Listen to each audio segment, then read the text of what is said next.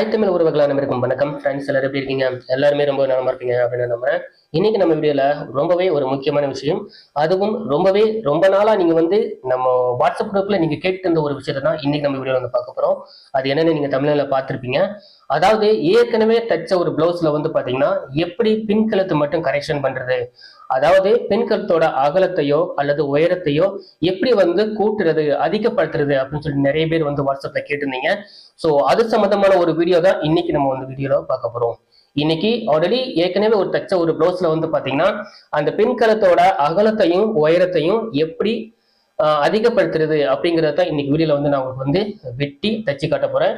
So இந்த வீடியோக்குள்ள போக முடியும் உங்க எல்லாருக்குமே ஒரு சின்ன ஒரு வார்னிங் கொடுத்துறேன். எப்பவுமே ஒரு தச்ச பிளவுஸ்ல இருந்து பின்கலத்தோட அகலத்தையோ அல்லது உயரத்தையோ நம்ம கூட்டும் போது ஒரு அரை இன்ச்சு ஒரு இன்ச்சுக்கு மேல நம்ம அதிகமா அதை விட அதிகமா எப்பவுமே நம்ம பண்ணிடக்கூடாது. அப்படி பண்ணும்போது உங்களுடைய ஷோல்டர் கண்டிப்பா பிளெக்சிபிளா இருக்காது, ஷோல்டர் இறங்க ஆரம்பிச்சிடும். அதனால இந்த வீடியோல செய்யக்கூடிய விஷயத்த அரை இன்ச்சு அல்லது ஒரு இன்ச்சு அளவுக்கு மட்டுமே கழுத்தோட உயரத்தையும் அகலத்தையும் இந்த வீடியோ பார்த்து வேணுங்கிறவங்க அதை ட்ரை பண்ணி இதே மாதிரி தச்சு போட்டுக்கோங்க. உங்களுக்கு பாத்தீங்கன்னா இந்த வீடியோ உண்மையில உங்களுக்கு ரொம்பவே பயனுள்ளதா இருக்கும் அப்படின்னு நம்புறேன்.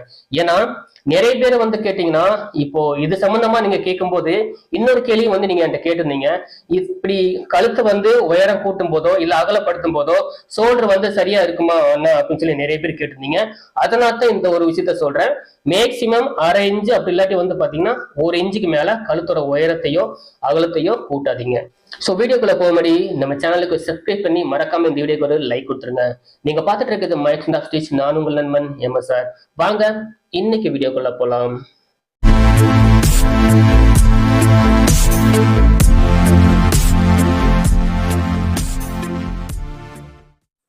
இப்போ பார்த்துக்கிட்டிங்கன்னா இந்த பிளவுஸோட அமைப்பு பாருங்க, ரொம்பவே கழுத்தோட அமைப்பு ரொம்பவே குறுகலாக இருக்குது. பிளவுஸ் என்னதான் பெருசாக இருந்தாலும் இந்த கழுத்தோட அமைப்பு ரொம்பவே குறுகலாகவும் ரொம்ப சின்னதாக இந்த மாதிரி இருக்குது. ஸோ இதை என்ன பண்ண போகிறேன்னா நான் கரெக்ஷன் பண்ணி இந்த கழுத்தை கொஞ்சம் பெருசாக்க போகிறேன். இதுக்கு ஆல்ரெடி என்ன பண்ணேன்னா இந்த தையலை ரிமூவ் பண்ணிவிட்டு உள்ளே இருக்கக்கூடிய இந்த எம்இ பீஸை நான் ரிமூவ் பண்ணியிருக்கேன். இது ரிமூவ் பண்ணி ரெண்டு பக்கமாக இதை வெட்டி விட்டுட்டேன். ஏன்னா நம்ம இந்த கழுத்தை பெருசுப்படுத்தும் போது இந்த எம்இ பீஸோட நீளம் கொஞ்சம் துணி அதிகமாக தேவைப்படும். ஸோ அதற்காக நான் இதை வெட்டி விட்டுட்டேன். வெட்டி விட்டது மட்டும் இல்லாமல் கரெக்டாக பிடிமானத்துக்கு என்ன அளவு வேணுமோ ஸோ அந்தளவு நல்லா தெரியணும் அப்படிங்கிறதுக்காண்டி நல்லா அயன் பண்ணியிருக்கேன். ஸோ இந்த மாதிரி தேவைப்படுறவங்க இதை எம்இ பீஸ் ஓப்பன் பண்ணிவிட்டு இந்த மாதிரி நீட்டாக இந்த நம்ம பண்ணக்கூடிய விஷயம் கரெக்டாக நம்ம தெரியணும். நம்ம கரெக்டாக நல்லா தெரிஞ்சு கரெக்டாக அந்த ரெண்டு பக்கமும் அந்த ரவுண்ட் பீஸ் கரெக்டாக வரணும். ஸோ அதுக்காக நீட்டாக அயன் பண்ணிக்கிறது ரொம்பவே நல்லது. ஓகே, இப்போ இதுலேருந்து இந்த கழுத்தோட உயரத்தை நான் அரை இன்ச்சு அளவுக்கு மட்டும் குறைக்க போகிறேன். அரை இன்ச்சு அளவுக்கு மட்டும் குறைச்சாலும் நம்ம கழுத்தோட அகலத்தை அதிகமாக்க போகிறேன். ஓகேங்களா, பாருங்கள், அரை இன்ச்சு அளவு. ஓகேங்களா, இதில் நமக்கு கழுத்தோட அகலம் ரொம்பவே கம்மியாக இருக்குது. அப்படிங்கிறதுனால நான் என்ன பண்ண போகிறேன்னா இது பாருங்கள். ஸோ இந்த கழுத்தோட வடிவமைப்பு மேலே இதே அளவு தான் இருக்கும். பட் கீழே வர வர வர இது பாருங்கள், இந்த அளவை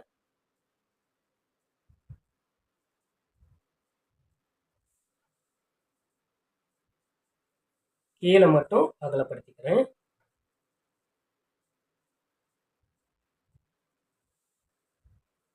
நமக்கு எந்த அளவுக்கு ரெடி வேணுமோ அந்த அளவுக்கு நம்ம இந்த மாதிரி மார்ஜின் வச்சுக்கணும். ஓகேங்களா, ஸோ இதை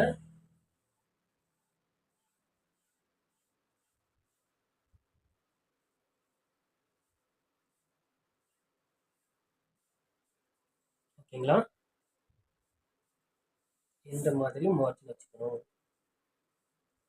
இது ஆல்ரெடி தச்ச ப்ளவுஸ் அப்படிங்கிற ரெண்டு பக்கமே இழுத்துட்டு தான் போகும். பட் நம்ம அதுக்கு ஸ்பேஸ் விடக்கூடாது. அது கரெக்டாக ஒன்று போல் பரிமாணம் கொடுத்து நம்ம கரெக்டாக ஹோல்டு பண்ணிட்டு தான் இந்த மார்ஜின் போடணும்.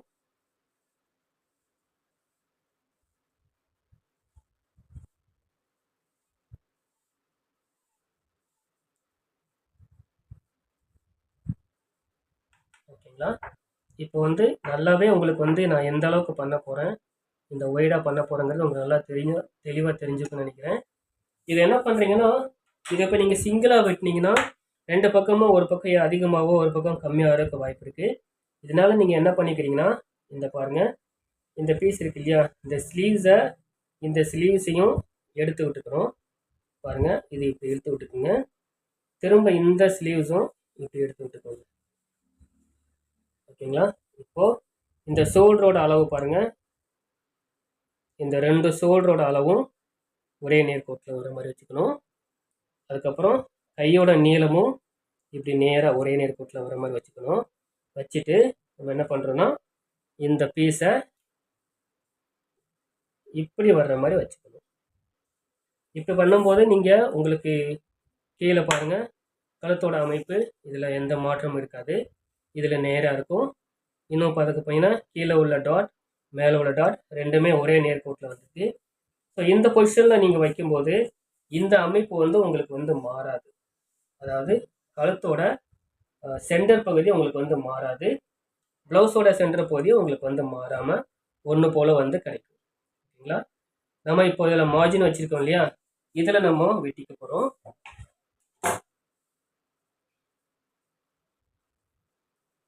இந்த 2 இடத்தையும் வந்து நம்ம வந்து ஜஸ்ட் ஹோல்டு பண்ணிக்கணும். இப்போ இதில் பாருங்க,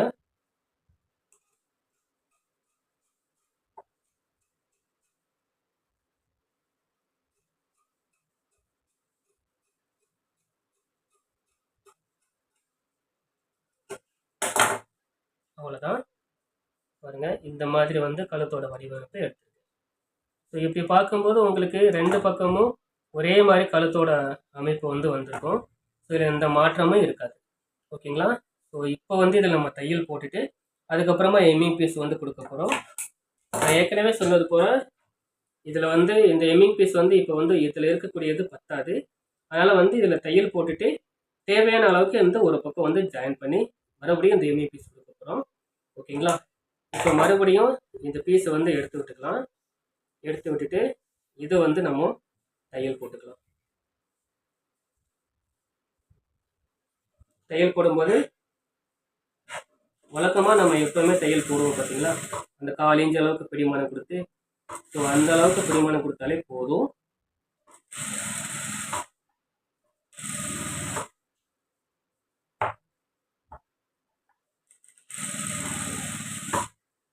சில நேரங்களில் இப்படி பண்ணும்போது நைஸ் துணிக்கு நீங்கள் பண்ணும்போது இந்த கழுத்தை வந்து பார்த்தீங்கன்னா ரொம்பவே இழுத்துட்டு போகிற மாதிரி போயிடும். பட் இருந்தாலும் வந்து பயப்படாதீங்க. ஏன்னா ப்ளவுஸோட ப்ளவுஸ், அதாவது பின் பகுதி எப்போவுமே நீர் பசத்தில் தான் இருக்கும். அதனால் வந்து ரொம்பவே இழுத்து கொடுத்துறாது. பயப்படாமல் வந்து நீங்கள் வந்து ஸ்டிச் பண்ணலாம். ஓகேங்களா? இப்போ தேவையான அளவுக்கு எந்த அளவுக்கு வேணுமோ அந்த அளவுக்கு வந்து நம்ம தையல் போட்டுக்கிட்டோம். இப்போ இந்த ரெண்டும் இப்படி வெளிப்பக்கமாக இருந்து இப்படி உள்பக்கமாக நீங்கள் வந்து திருப்பி விட்டுக்கணும். ஸோ இதில் வந்து நான் ஆல்ரெடி ஏற்கனவே சின்னதாக ஒரு ஜாயிண்ட்டுக்கு ஒரு பீஸ் வந்து நான் கொடுத்துருக்கேன், அதாவது வெட்டி வச்சுருக்கேன். ஸோ பாருங்கள், நல்லா வந்து கிராஸ் வந்து நல்லா அமையணும், இழுத்தா நல்லா வரணும், அந்த மாதிரி கிராஸ் பீஸ். இதில் வந்து ஏதாவது ஒரு பக்கம் வந்து நம்ம வந்து ஜாயின் பண்ணிக்கலாம். பாருங்கள், இந்த பீஸ் இருக்கு இல்லையா, ஸோ இதில் வந்து நம்ம இந்த கொக்கி பீஸ், இந்த எம்மிங் பீஸோட மேல் பகுதி, இது மேல் பகுதியில் இந்த மாதிரி கொடுத்துக்கலாம். ஒரு பீஸ் கொடுக்கும்போது எந்த பக்கம் வந்து மடிச்சிருக்கோ அந்த பக்கம் வந்து துணி வந்து அதிகமாக கொடுத்துக்கோங்க.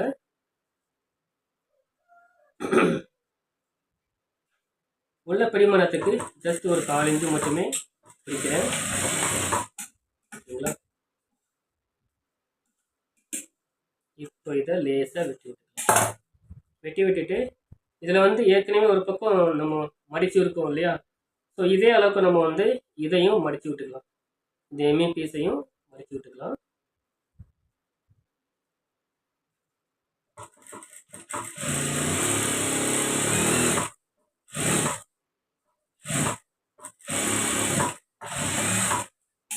ஓகேங்களா? இப்போ நம்ம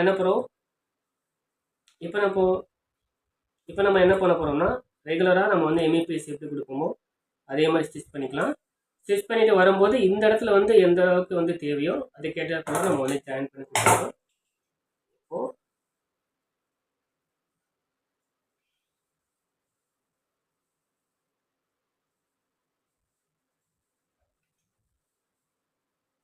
நல்லா பாருங்க. முக்கியமான காரணம் என்னன்னா எம்மிங் பீஸை வந்து இழுத்துடக்கூடாது.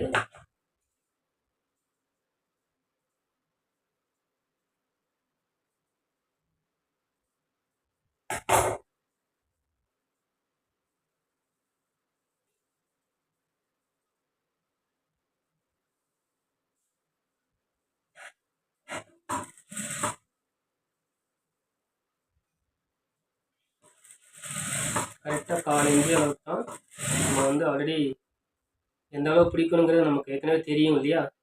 ஸோ அதனால் கரெக்டாக 1/4 இன்ச்சு அளவுக்கு. முக்கியமாக இது அரைஞ்சி பீஸ் எம்மிங் பீஸ் அப்படிங்கிறனால இந்த ரவுண்டு வர இடத்துல எம்மிங் பீஸ் வந்து இழுத்துடாமல் பார்த்துக்கணும். எம்மிங் பீஸ் வந்து நல்லா இந்த மாதிரி குளிர கொடுக்கணும். இது கொடுக்கும்போது எம்மிங் பீஸ் கழுத்தோட வடிவமைப்பு கேட்ட போல் இதுதான் ரவுண்டு வளைஞ்சி இருக்கணுமே தவிர எம்மிங் பீஸ் வந்து இழுத்துடக்கூடாது. ஓகேங்களா? மெதுவாக தைக்கணும். பிடிமானம் பிடிக்கக்கூடியது கரெக்டாக 1/4 இன்ச்சு மட்டுமே பிடிக்கிறேன்.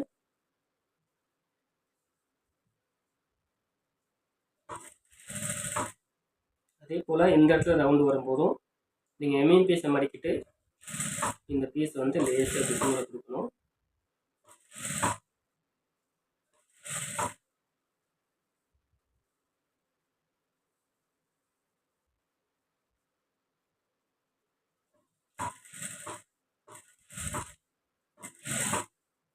அவசரப்படாம நிதானமா.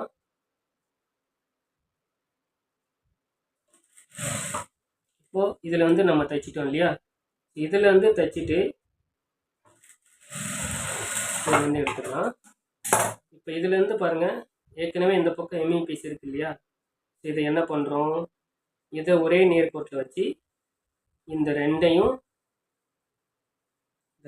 இப்படி பிடிக்கணும். இந்த ரெண்டையும் ஒரே நேர்கோட்டில் பிடிச்சிட்டோம்னா இது எந்த இடத்துல வருதோ இதை வந்து நம்ம வந்து தையல் போட்டுக்கலாம். ஓகேங்களா? இப்போ வந்து இதே நேர்கோட்டில் வச்சுட்டு இதை பிடிச்சிக்கலாம். இதை வந்து தையல் போட்டுக்கலாம். எம்மிங் பீஸ் வந்து எச்சு கம்மி வராமல் பார்த்துக்கணும்.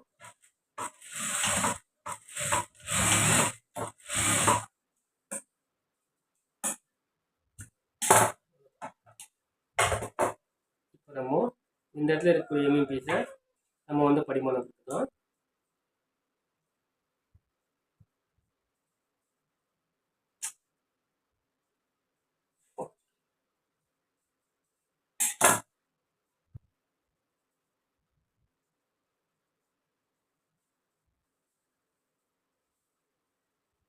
பாருங்க, இந்த மாதிரி ஒரே நேர்கோட்டில் வர அளவுக்கு வச்சுட்டோம். ஸோ இதை என்ன பண்ணுறோம்னா நம்ம படிமானம் கொடுத்து தைச்சிக்கலாம்.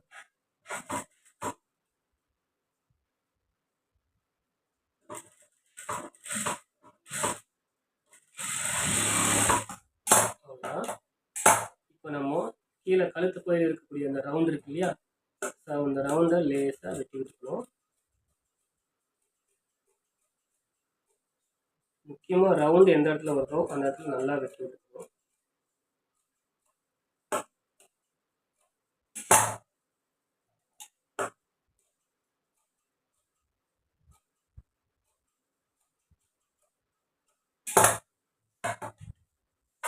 ஓகே, அவ்வளோதான்.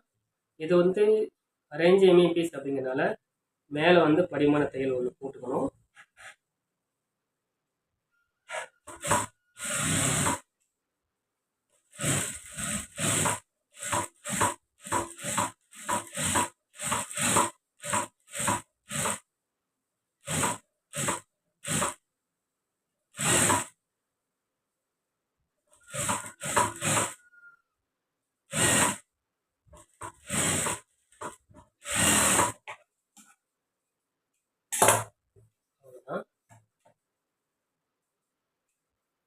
இப்போ வந்து இதை எம்மிங் பண்ணணும் அப்படிங்கிறதுக்காக மேலே வந்து அமுக்கு தையல் போட்டுக்கலாம். பெரிய தையலை வச்சு மேலே அமுக்கு தையல் போட்டோம்னா இப்போ கழுத்தோட வடிவமைப்பு எப்படி வந்திருக்குன்னு நீங்கள் பார்க்க போறீங்க. ஸோ இது வந்து ரிமூவ் பண்ணக்கூடிய ஸ்டிச் அப்படிங்கிறனால பெரிய தையலை வச்சு நீங்கள் வந்து போடலாம்.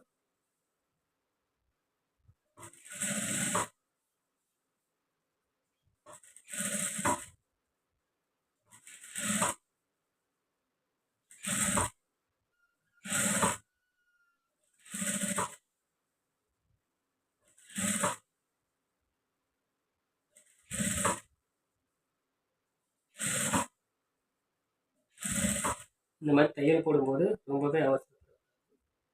மெதுவாக நிறுத்தி நீங்கள்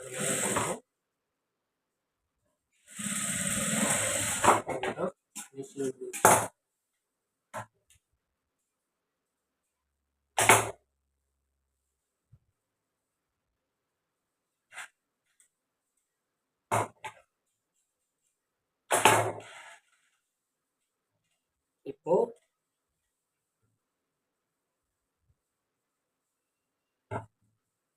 நல்லா உங்களுக்கு தெளிவாக தெரியும் நினைக்கிறேன்.